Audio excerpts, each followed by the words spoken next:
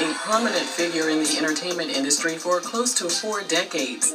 In the early days of his career, he was celebrated for creating an empire that included Def Jam Records, Def Comedy Jam, Fat Farm, and Baby Fat, which he launched alongside his then-wife, Kimora. But in recent years, Russell has been involved in some non-stop, hot, stinking mess. Before we get our namaste on, to sometime around 1992, when 17-year-old Kimora Lee was working as a model. While sashaying down the runway at New York Fashion Week, she caught the attention of 35-year-old Russell. According to The Guardian, despite their age gap and the fact that Kimora was a teenager, Russell began to woo her by sending flowers to her agency. Apparently, this was a very common tactic for Russell, but Kimora wasn't aware that he was shooting his shot at other models too. When Kimora told her friend and fellow model Tyra Banks about the beautiful bouquets she was receiving, Tyra warned Kimora that Russell had a reputation for being an old Mac from way back, one of the original players from the Himalayas.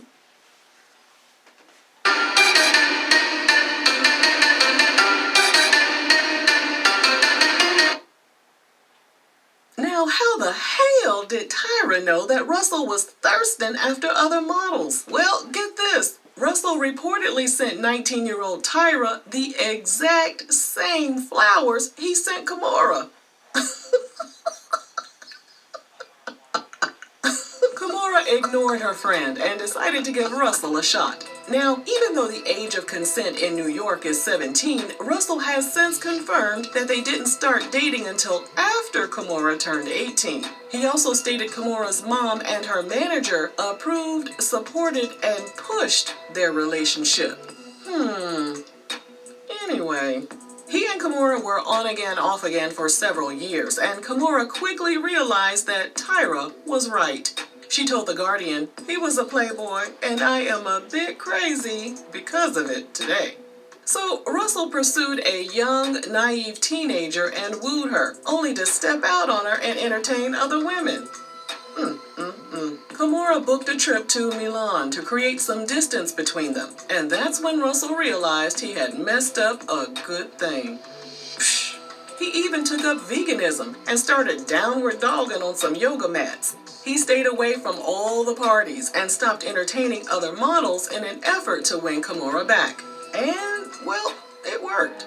Russell proposed on New Year's Eve in 1997 while on Diddy's boat in St. Bart's. They became husband and wife in 1998 at a New York courthouse before flying to St. Bart's for another ceremony that was officiated by his brother, Rev Run of Run DMC.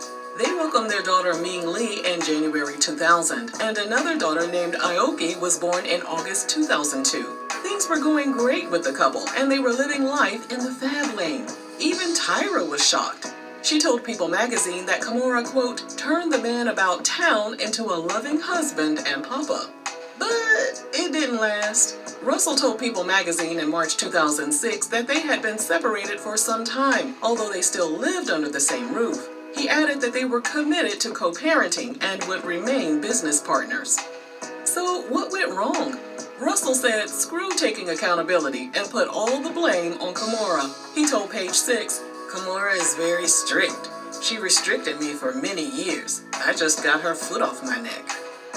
Neither of them was in a rush to stick a fork in their marriage, though. It took Kimora 2 more years to finally file for divorce. On March 27, 2008, which was the same day she filed the divorce paperwork, TMZ spotted Russell out with his new girlfriend, supermodel Portia Coleman. Although it was unclear how long they had been dating, the YBF reported they were already shacking up, and Portia had met his children. Their relationship didn't last, though, and Portia moved on with Jason Kidd.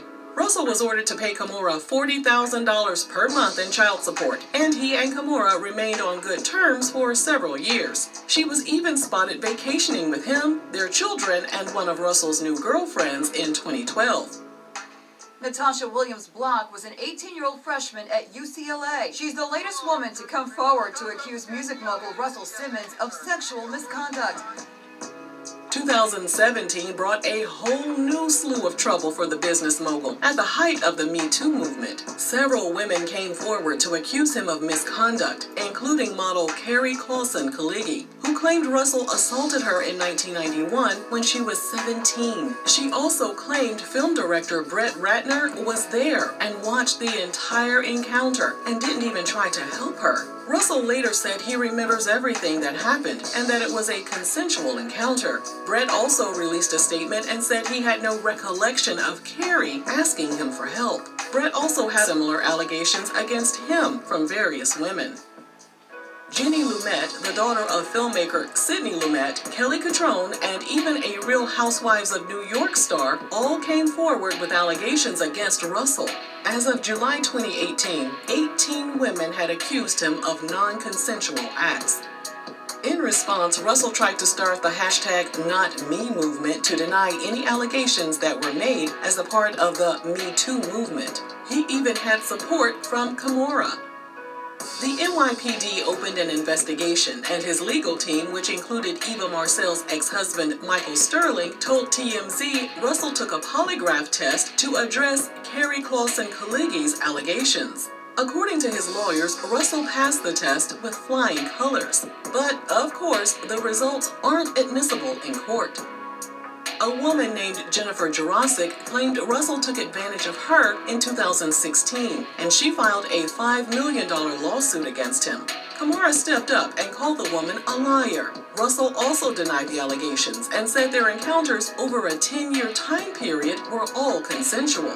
The case was later dismissed with prejudice, which typically means a settlement had been reached and neither party can refile the case. While Russell escaped to Bali for a yoga retreat, Oprah Winfrey geared up to executive produce a documentary about the allegations against him. Oprah admitted to the New York Times that Russell contacted her several times and attempted to pressure her into abandoning the project. Other entertainers like 50 Cent and The Game also dragged her for targeting a black man, all while turning a blind eye to Russell's white counterparts.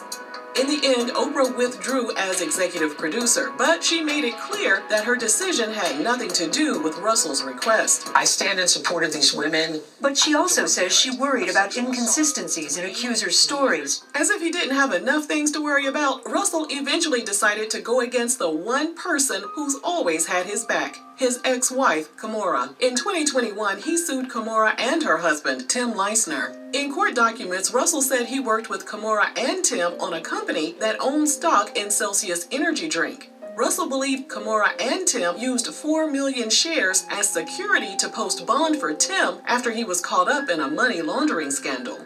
Kimora's rep stated the case was Russell's attempt to use the legal system to access funds he's not entitled to. The rep added, Russell's continued aggressive behavior not only blatantly distorts the facts, but is simply a desperate PR ploy ignoring the years of mental and emotional anguish, gaslighting, and ongoing harassment he has inflicted on Kimora.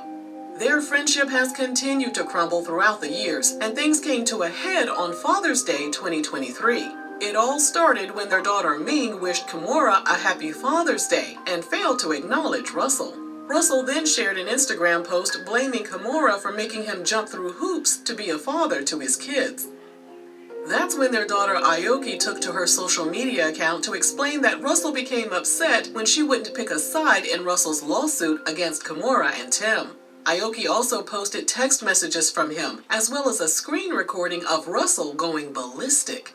Aoki later posted to her Instagram stories that they think Russell is mentally ill or is experiencing dementia. She added that previously he was the best dad ever, but the shift in his behavior has been terrifying to watch. This is just not the father that I know, or the father that I've had. To this day, I would never let a man talk any kind of way to me because my dad was always good to me, and then he just completely changed. The following day, Kimora hopped on Instagram to beg Russell to stop attacking their family. Don't do that because you're at rock bottom. I don't know. Hypothetically, you're at rock bottom. You've hit the bottom. I don't know. You're grasping at straws. I don't know if this is a money grab. I don't really know what this is. On June 20th, 2023, Russell shared a photo of his daughters on Instagram.